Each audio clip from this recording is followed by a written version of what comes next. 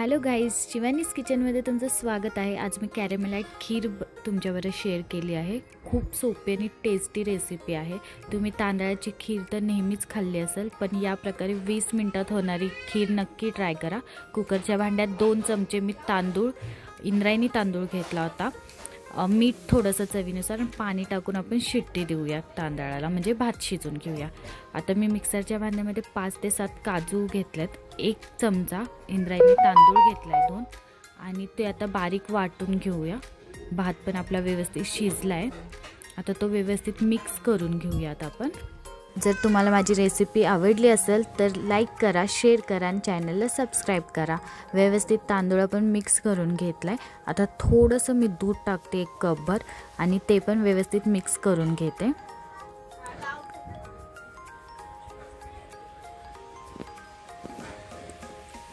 व्यवस्थित आता मिक्स करून घेऊया।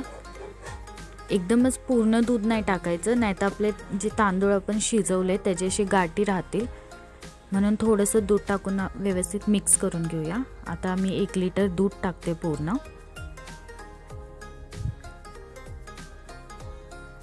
आणि 10 ते 15 मिनिटं आता आपण हे शिजवून घेऊया। जी आपण काजूची आणि तांदळाची पेस्ट केली होती ती पण मी ॲड करते। व्यवस्थित मिक्स करूया सगळं, आणि 10 ते 15 मिनिटं चांगलं शिजवून घेऊया आपण।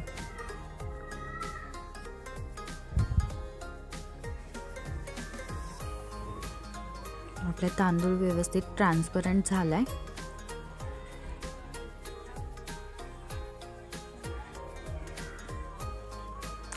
ह्यामध्ये आता चवीनुसार साखर टाकते। मी इथं 1.5 कप साखर टाकला होता, हे 1 कप, आणि इथं अर्धा कप अजून। तुम्ही चवीनुसार कमी जास्त पण टाकू शकता, तुम्हाला जसं आवडेल तसं। आता हे व्यवस्थित पुन्हा मिक्स करूया।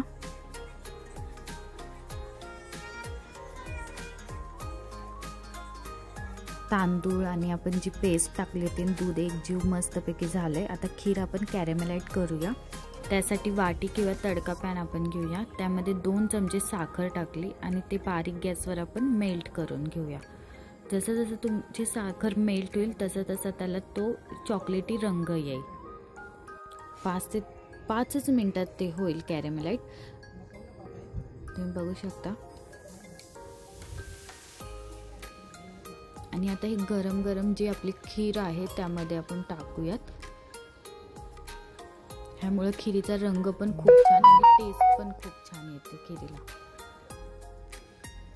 खीर आपली व्यवस्थित बघा रबडीसारखी एकदम घट्ट झाली। आता त्यामध्ये ते कॅरेमेलाइट केलेली साखर आपण ॲड करूयात।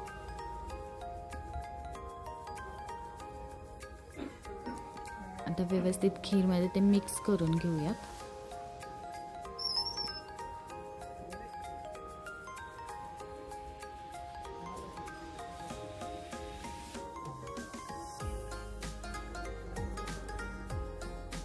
व्यवस्थित मिक्स झाले।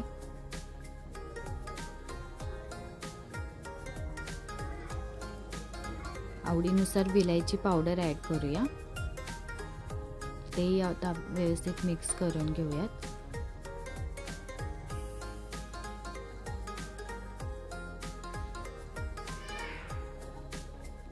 किती छान खीरचा रंग आलाय। आता आवडीनुसार ड्रायफ्रुट्स वापरूयात आपण। त्यामध्ये मी पिस्ता घेतला 1 चमचा,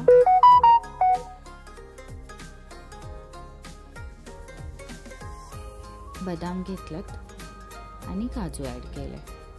तुम्ही चारोळी, अक्रोड जे काही अवेलेबल असेल ते ॲड करू शकता खीरमध्ये।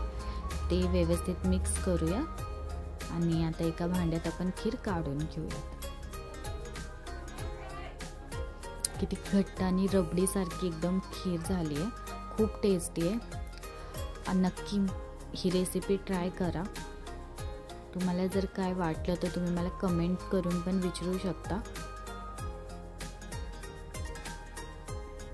ड्रायफ्रुट्स वरून टाकूया। मी इथे थोडीशी केसर पण ॲड केली वरून। तयार आहे आपली एकदम मस्तपैकी खीर तयार आहे आपली। Thank you for watching.